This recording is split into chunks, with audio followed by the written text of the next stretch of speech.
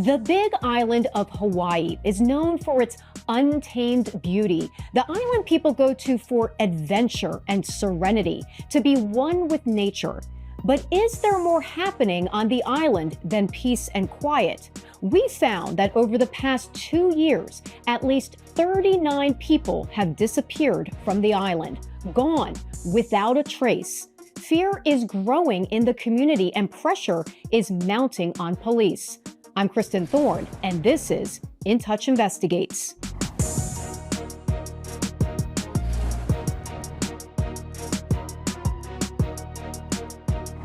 What is going on the Big Island of Hawaii?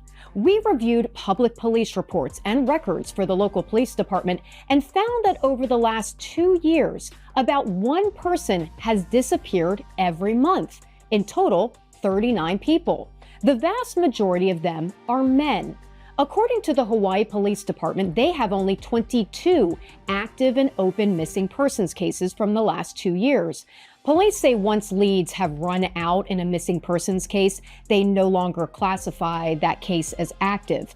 Police aren't 100% sure what happened to any of these missing people. Where are they? What happened to them? What are the police's theories? I spoke with the families of 3 missing people. We'll start with Kelly Gravitt. The 34-year-old combat veteran and Purple Heart recipient disappeared in 2023 on the Big Island. Kelly's my son. He joined the Army at 20 years old, and he was blown up in Afghanistan in 2010. After that, his mom, my wife, passed away. Kelly and I thought, we'd move to Hawaii to kind of heal. So he went over there first, and he moved over there kind of feeling it out. And well, my birthday was May 19th, right?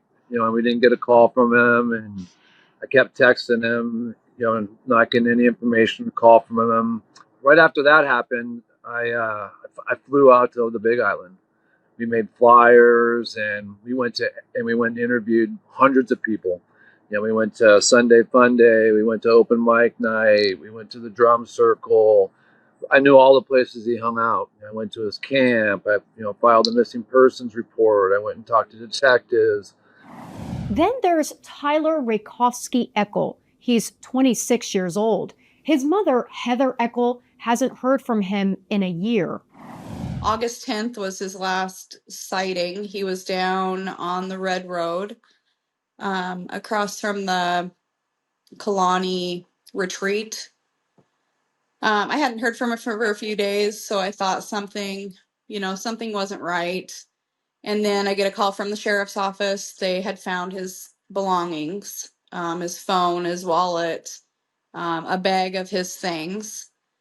At that point, they asked me if I wanted to do a missing persons report, so they let me do it over the phone. We were trying to get video cameras. People had searched along the coast where he was, or where his belongings were found. A couple days later, I found out that someone found his dog, Ohia, and he never went anywhere without his dog and his phone. And then at that point, it just kind of went like there was nothing there. He was just gone. Then there's 76-year-old William Bishop Sr. He moved to Hawaii to retire and spend time with his grandchildren. In January 2023, he disappeared from his own yard. I have a nephew on the island. I won't get into names, just for safety purposes, that was there at the time playing basketball. He ended up going inside for roughly an hour for a break, and when he came out, my dad was gone. A few hours later, we have a brother on the island as well. When he got home from work, he kind of was curious what happened with Dad and tried calling his phone and heard his phone in his room. So, because he was living there at the time, he went in to look in my dad's phone, my dad's wallet, and he always had this particular pouch that he carried some personal things with him anytime he left. He was very routine-ish. Was all in his room, but he was gone and his car was gone. So we really never got any answers from that until probably close to 2.5 to 3 weeks later, a person of interest turned in his car at the police department. That person had a story, had been polygraphed. The unusual part of that is there were no specific charges about the fact that she had a car of a missing person, which I found to be quite odd. Basically, she was let go at that point. Eventually, it was tabled as a no further leads, so we're going to suspend the case. It's not a closed case, it's a suspended case. It's been pretty much a year since that's happened, with no contact from the police at all. I asked Hawaii Police Captain Rio Emin Wilkins, why are there so many missing people on the Big Island, and if it concerns the department? Looking at these cases, I went through every single one where the person wasn't located. 12 of the 22 open or 12 of the 22 where the person has not been located are water related. So that leaves, 10 that are not water related. And there's various, circumstances under each of them. There, a couple of them, there's no firm evidence that foul play is involved. Some of them people just wandered off and were never seen again. Some of those cases they leave their cell phone, wallet at home. Some of them had, previous reports of, suicidal ideations. Geographically, this island is, people think, oh, it's an island. How hard can it be to find somebody? Unfortunately, it can be very difficult finding people. And there's a lot of very remote areas. A lot of people live completely off the grid here in certain areas where they, live in, a shack, unpermitted structure, even tents, in basically the jungle. What do you think happened to Tyler Rakowski Eckel? You believe he fell in the water off some cliffs. Why do you think that? Based on, all the interviews that were done for that case and, items recovered in the area where he was last seen and his behavior. But in all your water-related cases, as you call them, you have no definitive proof that the people disappeared in the water. We have the Department of Land and Natural Resources, which is a state agency here who assists in search and rescue in the water. We always will contact them. We'll contact the Coast Guard. We'll also contact the fire department to bring their helicopter, to do a shoreline search and water search. It's a lot of resources definitely go into those cases. Let's talk about Kelly Gravitt and William Bishop Sr. Kelly Gravitt case and the William Bishop case, we very, very extensive investigations on both of those cases. We'll get tips in and, we'll follow up on every one of those tips. The FBI actually, assisted us in both of those investigations and pretty much, came up, to a dead end with those cases also.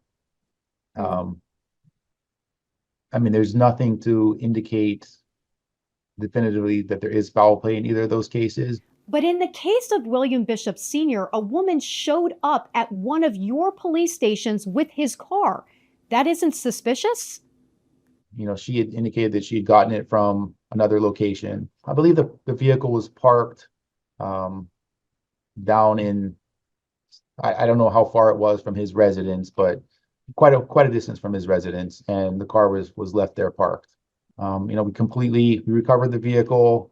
We completely processed the vehicle, looking for any type of, indication of foul play, DNA evidence. And, at this point, there was nothing to indicate that there was foul play in that situation. I know that, people look at that like, oh, somebody else was driving his car, they must have killed him. But, that's obviously just an assumption.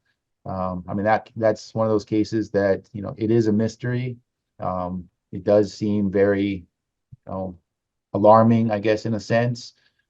But, there were some circumstances in that case also, which were, from the very beginning kind of looked a little, strange that we looked into, that this guy left his cell phone, left his wallet, left items which people usually take with them and, drove off in his vehicle. And that is one of the cases I mentioned that the FBI also assisted us with the investigation, and didn't come up with anything. Is there anything else you would like to say to the families of all the missing people from the Big Island? As a department, we do take these cases very seriously, and we want nothing more than to obviously locate the person alive.